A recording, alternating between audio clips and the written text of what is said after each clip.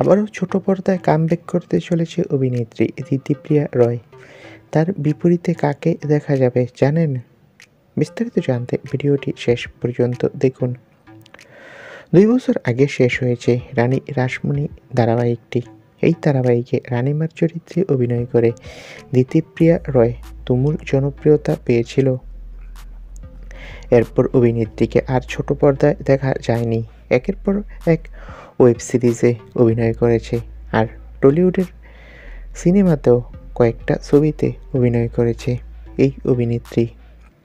অনেকে ভেবেছিল অভিনেত্রী দিতিপ্রিয়া রয় আর কখনো ধারাবাহিকে ফিরবে না, তবে সম্প্রতি সব গুঞ্জনকে এবার পাশ কাটিয়ে অভিনেত্রী ছোট পর্দায় ফিরতে চলেছে।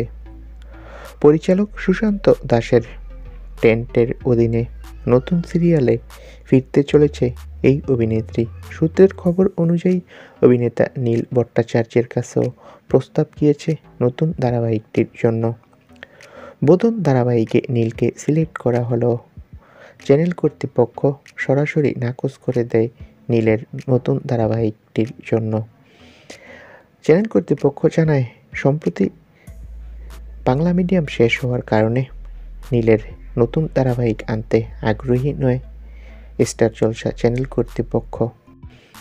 আর কিছুটা বিরতি কাটিয়ে টেন্টের নতুন ধারাবাহিকে ফিরছে নীল ভট্টাচার্য।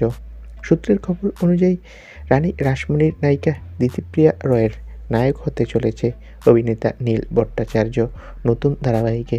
তো বন্ধুরা, নীল ও দিতিপ্রিয়ার নতুন ধারাবাহিক এলে কেমন হবে? তোমাদের মন্তব্যটি কমেন্ট বক্সে জানাও, আর আমাদের চ্যানেলটি সাবস্ক্রাইব করে পাশে থাকা বেল আইকনটি বাজিয়ে রাখো। ভিডিওটি দেখার জন্য সকলকে অসংখ্য ধন্যবাদ।